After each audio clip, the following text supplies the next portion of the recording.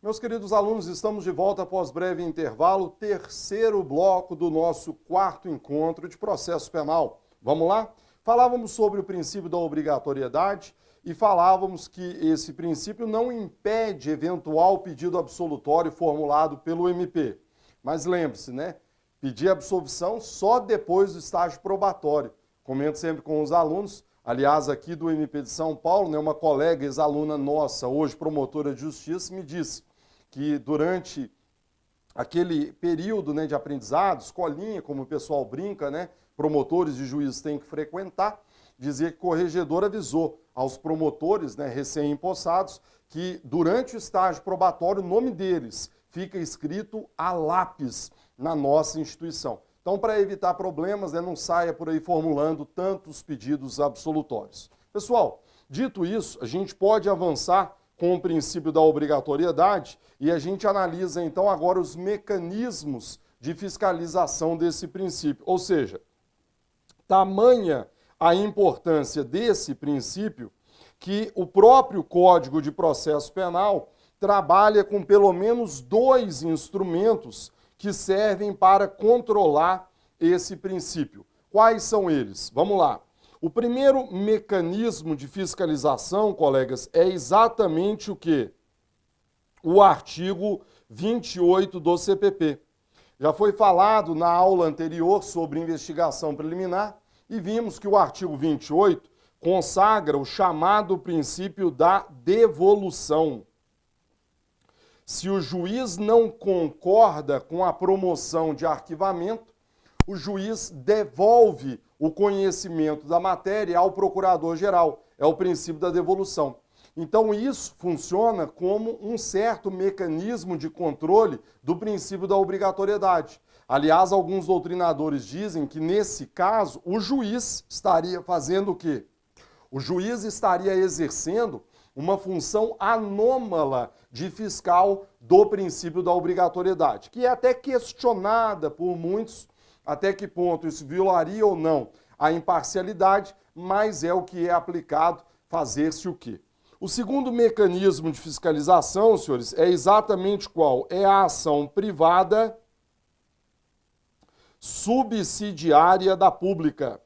Então, ação penal privada subsidiária da pública. Esse aqui é o segundo mecanismo de fiscalização do princípio da obrigatoriedade. É a ação penal privada subsidiária da pública. Renato, como assim? Ora, eu, promotor, tenho que ficar de olho, porque se eu permanecer inerte no prazo legal, o ofendido poderá ingressar em juízo. Então, isso não deixa de ser um mecanismo de fiscalização, entre aspas, um estímulo para a minha atuação, porque eu sei de antemão que se eu não agir dentro do prazo legal, surgirá para o ofendido o direito de ingressar em juízo. Então, aí um segundo mecanismo de fiscalização do princípio da obrigatoriedade. Legal? Para a gente poder concluir, está aí na tela para vocês, quais são as exceções ao princípio da obrigatoriedade. Veja, é aquilo que comentava no bloco anterior. O princípio da obrigatoriedade tem status normativo, né, infraconstitucional, tem status normativo legal. Quer dizer, tem previsão no Código de Processo Penal, leia-se uma lei ordinária. Ora, se o princípio está previsto numa lei ordinária, o que isso significa dizer? Significa dizer que uma outra lei ordinária poderá excepcioná-lo. E é o que acontece aqui. Podemos elencar, pessoal, faço isso aqui no manual, pelo menos 5 exceções ao princípio da obrigatoriedade. Agora, cuidado, porque às vezes quando eu falo exceções, o aluno ele vira para mim e fala assim, Renato, quando a conduta for insignificante, é uma exceção ao princípio da obrigatoriedade. Pessoal, óbvio que não, né? Se é caso de insignificância, não há crime. É óbvio que se não há crime, eu não posso oferecer denúncia. Então, quando eu pergunto a você sobre exceções ao princípio da obrigatoriedade, O que é que eu quero que você raciocine comigo? Eu quero que você pense em hipóteses em que houve um crime, estão presentes as condições da ação, há justa causa, mas mesmo assim o promotor não será obrigado a oferecer denúncia.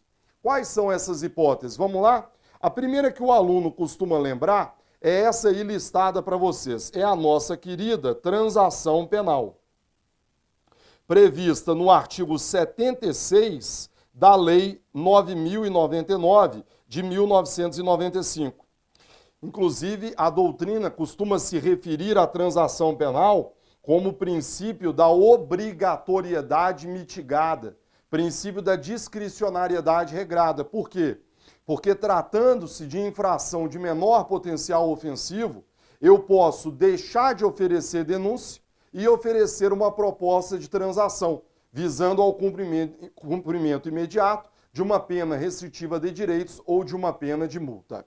Legal? 2. Segunda exceção ao princípio da obrigatoriedade, está aí na tela para vocês. É o famoso acordo de leniência, também conhecido como acordo de brandura ou acordo de doçura. Colegas, o que é um acordo de leniência? Nada mais é do que uma espécie de colaboração premiada nos crimes contra a ordem econômica e financeira. Está previsto lá nos artigos 86 e 87 da lei que estrutura o Sistema Brasileiro de Defesa da Concorrência. Está aí na tela para vocês, vejam. Artigo 86 e também o artigo 87, que vai dizer: nos crimes contra a ordem econômica, tipificados na 8.137, e nos demais crimes diretamente relacionados à prática de cartel, tais como os da Lei de Licitações e o do artigo 288 do Código Penal, a celebração de acordo de leniência, nos termos desta lei, determina a suspensão do prazo prescricional e impede o oferecimento de denúncia com relação ao agente beneficiário da leniência. Cumprido o acordo de leniência, extingue-se automaticamente a punibilidade dos crimes a que se refere o caput. Ou seja, colegas, o que nós temos? O artigo 87 dizendo que a celebração desse acordo de leniência, leia-se, a celebração dessa colaboração premiada em crimes contra a ordem econômica e financeira impede o oferecimento da denúncia.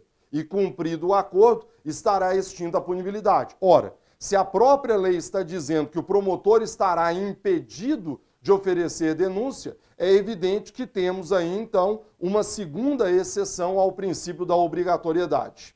Legal? Próxima exceção, meus amigos, está aí na tela para vocês. É o parcelamento do crédito tributário. Isso aqui, na verdade, sabemos, crimes tributários, é matéria minha do curso de legislação especial. Aliás, a nova edição do livro de legislação especial, eu acrescentei a Lei 8.137. São 140 páginas falando sobre crimes tributários. Esse tema, parcelamento, variou muito ao longo dos anos. Mas o que hoje nós temos sobre parcelamento, atualmente falando, é exatamente o quê? É o artigo 83 da Lei 9.430 de 1996, que vai contemplar essa matéria alterada que foi aí nos últimos anos. E aí o que me interessa por hora é que vocês guardem o teor do artigo 83, parágrafo 2º. Vejam, é suspensa a pretensão punitiva do Estado referente aos crimes previstos no caput durante o período em que a pessoa física ou jurídica estiver incluída no parcelamento, desde que o parcelamento tenha sido formalizado antes do recebimento da denúncia. Senhores, percebam que a lei, ela continua dando ao parcelamento o efeito de suspender a pretensão punitiva.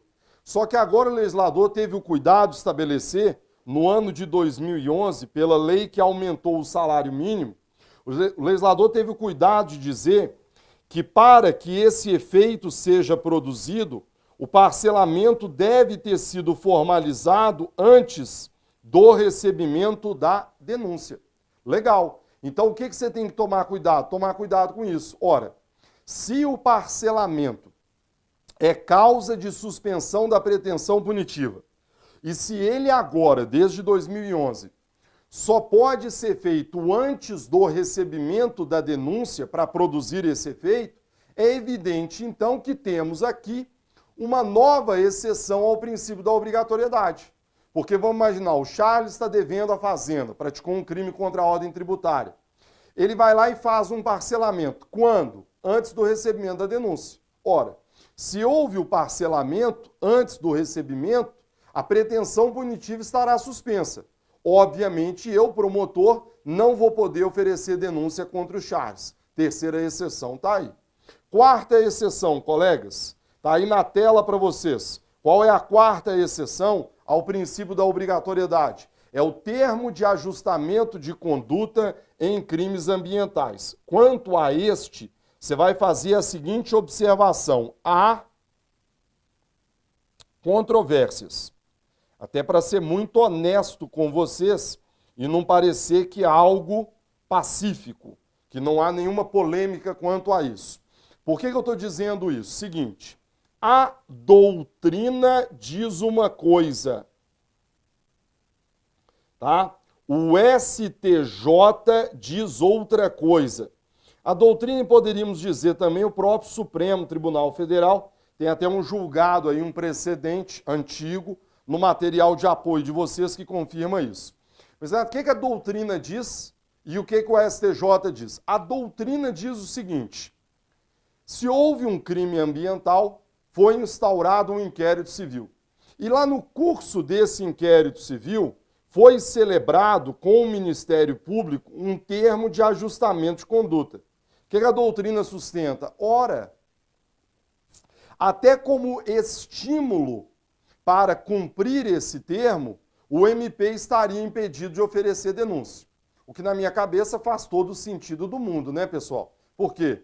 Termo de ajustamento de conduta. Por exemplo, o cara está poluindo, um reflorestamento, parar de poluir, alguma coisa assim. Poxa, se eu quero estimular o indivíduo a cumprir o acordo, o ideal é que a denúncia não seja oferecida contra ele. Se o cara é denunciado, o cara vai dizer, para que eu vou cumprir esse termo? Legal? Por isso que a doutrina diz exatamente isso. Pelo menos enquanto o termo estiver sendo cumprido, a denúncia não deverá ser oferecida. A contrário senso, lógico, né? Se o termo não for cumprido, aí a denúncia poderia ser oferecida. Aliás, é exatamente nesse sentido um julgado antigo do próprio Supremo Tribunal Federal. Legal. Renato, mas e o STJ? Qual é a orientação do STJ? O STJ, pessoal, não compartilha dessa orientação.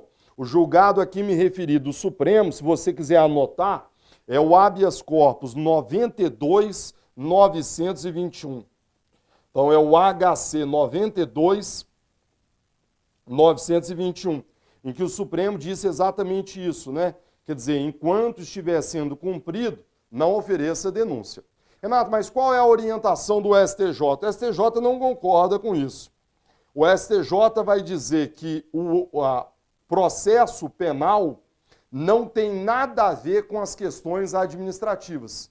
Então, na visão do STJ, por mais que tenha sido formalizado um termo de ajustamento de conduta, a celebração desse termo e o próprio cumprimento do quanto pactuado não produz reflexos no âmbito criminal.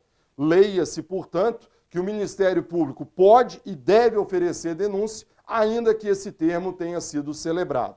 Sobre o assunto, aliás, esse julgado STJ, eu trouxe para vocês, está aí, vejam. Precedentes de 2011, em que o STJ diz a assinatura de termo de ajustamento de conduta, inclusive com a reparação do dano ambiental, são circunstâncias que possuem relevo para a seara penal, a serem consideradas na hipótese de eventual condenação, não se prestando para elidir a tipicidade penal. Quer dizer, o STJ deixando bem claro que, na sua opinião, sexta turma, ministra Maria Tereza, O fato de ter sido celebrado um termo não inibe a instauração do processo penal. Legal? Colegas, já vimos 4 exceções, chegamos à última. E quanto a essa, sem maiores problemas. É a colaboração premiada na nova lei das organizações criminosas. Organizações criminosas é tema de 2 aulas do nosso curso de legislação especial e 2 aulas com o nosso querido amigo e professor, brilhante promotor, Vinícius Marçal, que tem uma das melhores obras aí, em conjunto com o Kleber, sobre organizações criminosas. Senhores, dentre os vários benefícios que a Lei 12.850 trouxe para o colaborador, um deles é exatamente qual? É o não oferecimento de denúncia.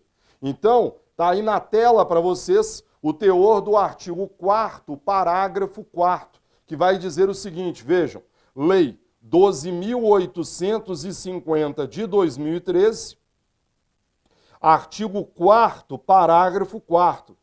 Nas mesmas hipóteses do caput, o Ministério Público poderá deixar de oferecer denúncia se o colaborador não for o líder da organização ou se ele for o primeiro a prestar efetiva colaboração nos termos deste artigo. Alguns vêm chamando isso aí de acordo de imunidade, né? Exatamente porque você celebra e aí o MP não vai poder oferecer denúncia contra você. Só que nesse caso, a lei exige que você não seja o líder da organização e que você seja o primeiro a prestar. Aliás, é até curioso, por isso que hoje, Charles, a galera fica doidinha para colaborar quanto antes possível, né? Exatamente por conta desse inciso 2. Porque a lei exige, para se beneficiar desse acordo de imunidade, que você seja o primeiro.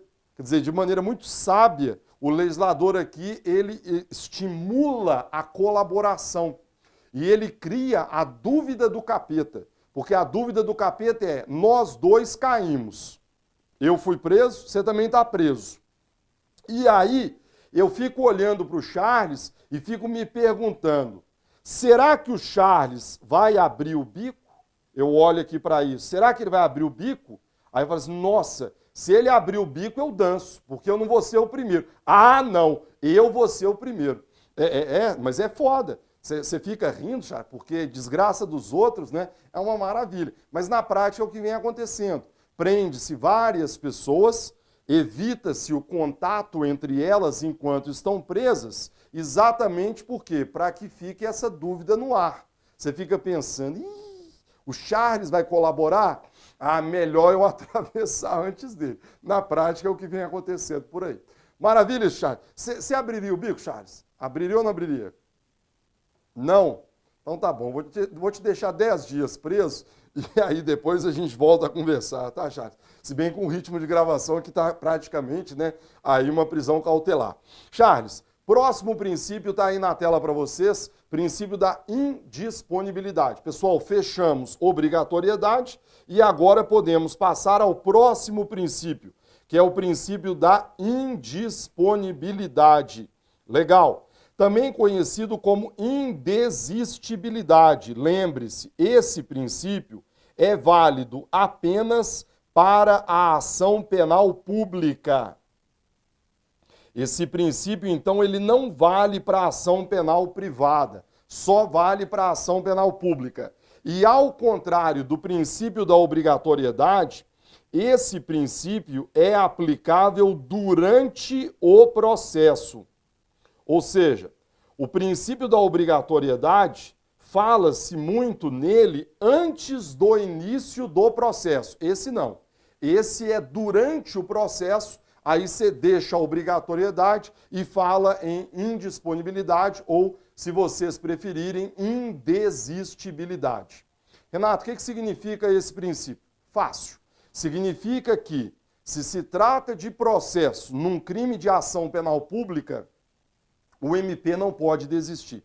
O Ministério Público não pode desistir do processo em andamento e você não pode desistir de recurso que haja interposto. Então, de maneira muito tranquila, esse princípio, que também tem previsão legal, lei ordinária, ele está previsto nos artigos 42 e 576. O 42 diz: o Ministério Público não poderá desistir da ação penal. O 576 diz: o Ministério Público não poderá desistir de recurso que haja interposto. Legal? Para a gente poder concluir o princípio da indesistibilidade, pessoal, lembre-se que, à semelhança do princípio da obrigatoriedade, também há uma exceção quanto a esse princípio, que é exatamente qual? É a suspensão condicional do processo. Então, a suspensão condicional do processo também é apontada como uma exceção ao princípio da indisponibilidade. Lá na obrigatoriedade, citamos 5 exceções. Aqui é uma só.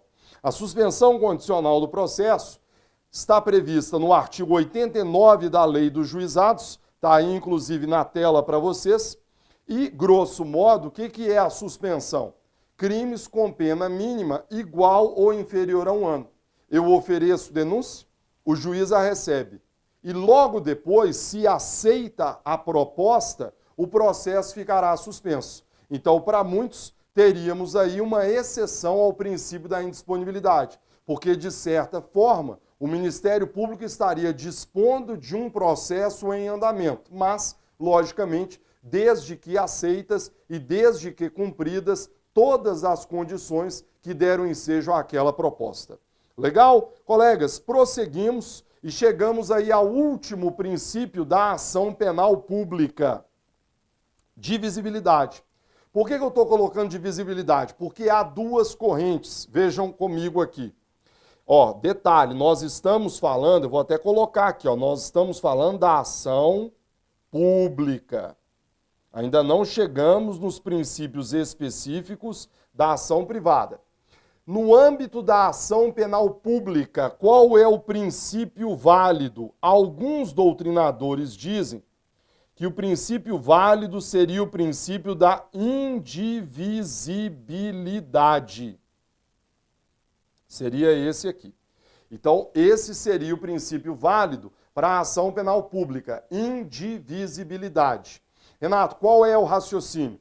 O raciocínio é o seguinte, ora, se o MP é obrigado a oferecer denúncia, se o MP não pode expor do processo, é óbvio que o MP tem que denunciar todo mundo. Eu não tenho discricionariedade para escolher entre denunciar uns e não denunciar outros. Tenho que denunciar todos. Daí se falar em divisibilidade. Cuidado, porque essa posição, me parece, inclusive, ser a mais acertada, ela é minoritária, tá? Para concursos, principalmente provas de primeira fase, não hesitem aí na magistratura e no MP estadual. O princípio válido é mesmo o da divisibilidade. Significando o que, Renato? Significando o seguinte: você, como promotor de justiça, pode oferecer denúncia contra alguns investigados, sem prejuízo do prosseguimento das investigações quanto aos demais. É isso. Aliás, no próprio julgamento do mensalão, o Supremo Tribunal Federal reiterou esse raciocínio. Você, como promotor de justiça, não é obrigado a denunciar todo mundo de uma vez. Às vezes, você já tem elementos contra alguns. Às vezes, alguns já estão presos. Você pode denunciá-los e pode prosseguir com as investigações quanto aos demais. A isso se denomina divisibilidade. Legal? Renato, mas me diga uma coisa. Se o princípio válido para a ação penal pública é o da divisibilidade, a quem compete fiscalizar esse princípio? Pessoal, a fiscalização desse princípio, aqui da divisibilidade, nós vamos falar na ação penal privada, aí eu falo sobre ele, fica tranquilo. Então, o princípio da divisibilidade pública, aí daqui a pouco eu falo da privada e eu falo sobre a fiscalização, fica melhor. Legal? Fechamos então, pessoal, os princípios da ação penal pública e agora entramos no princípio da ação penal privada. Aí sim eu falo de fiscalização da indivisibilidade. Vamos lá. Princípios específicos da ação privada. O primeiro princípio que merece a nossa atenção é o princípio da oportunidade ou conveniência. Vamos lá. Esse princípio é válido antes, qual é o momento para o exercício dele? Esse princípio é válido antes do exercício do direito de queixa. Então, esse princípio é válido antes do exercício do direito de queixa.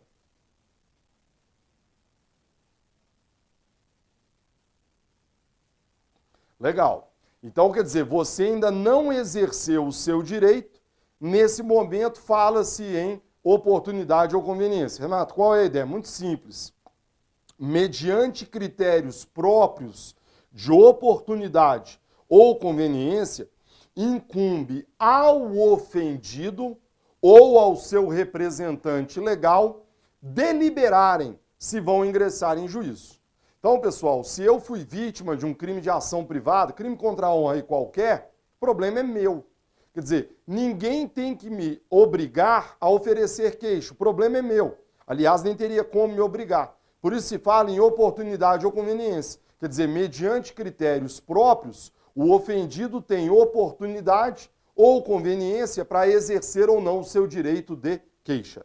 Legal? Agora, a pergunta que realmente é interessante seria o seguinte: se você exerce o seu direito, segura na tela para a gente, Charles, se você exerce o seu direito de queixa mediante critérios próprios de oportunidade ou conveniência, então indaga-se o seguinte: se você não quiser exercer o seu direito, então você simplesmente não quer exercer o seu direito, quais são as opções que você tem? Segura comigo, Charles? Então, no material de vocês, vamos falar agora de opções. Quer ver? Ó? Pode jogar na tela para a gente, Charles? E aí o aluno vai escrever o seguinte, olha só, opções. Então, opções para o não exercício do direito de queixa. Então, opções para o não exercício do direito de queixa.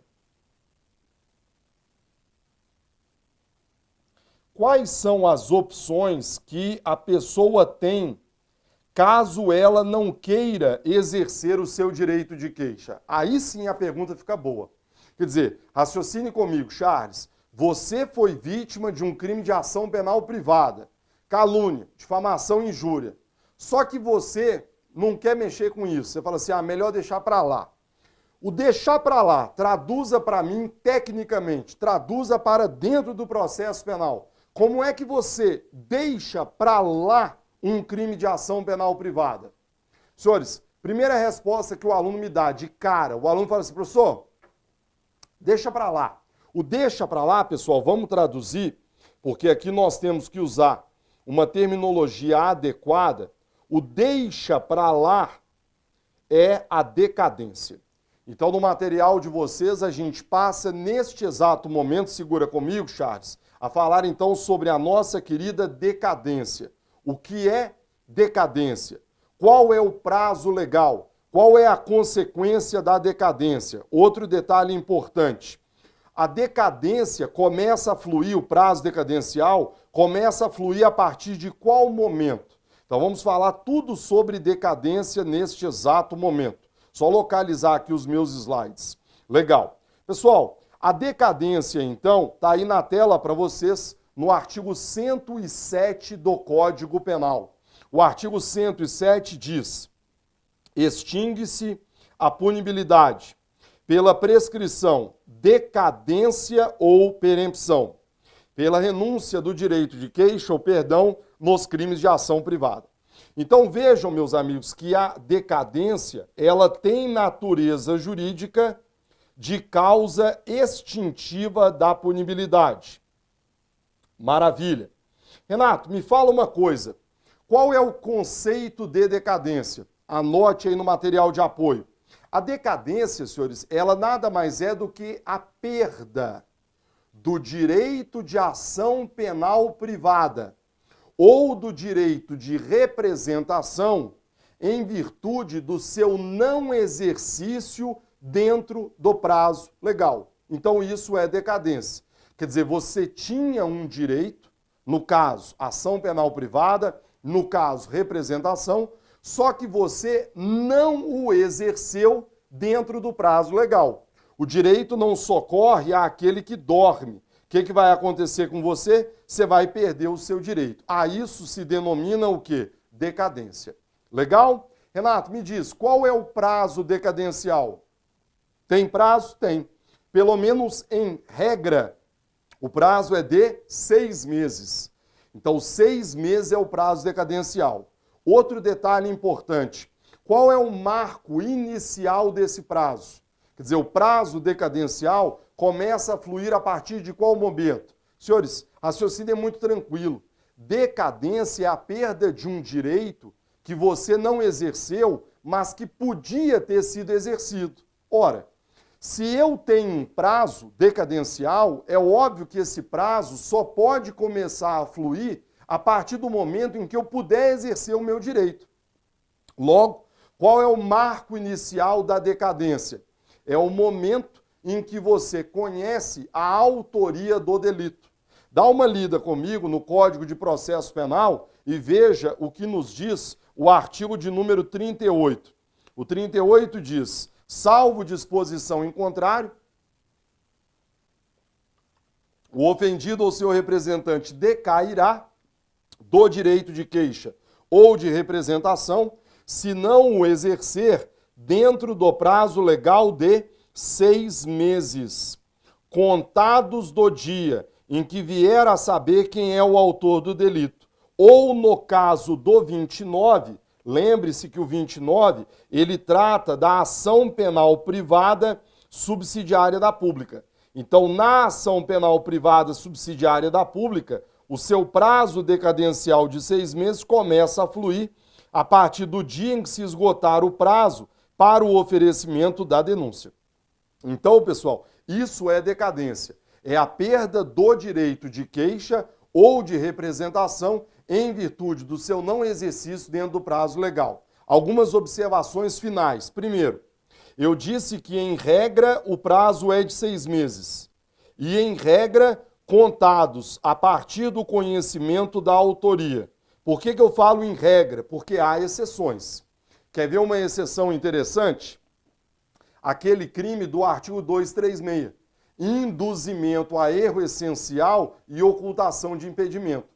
Ali você vai tomar cuidado, porque o Código Penal diz que lá a queixa do contraente enganado só pode ser ajuizada depois do trânsito em julgado da decisão que anular o casamento. Ora, se eu só posso ajuizar essa demanda depois desse trânsito em julgado, é óbvio que o meu prazo decadencial só pode começar a fluir a partir desse momento. Legal? Outra questão importante, pessoal, está aí na tela para vocês. Artigo 10 do Código Penal. Lembre-se que a decadência, ela é uma causa extintiva da punibilidade.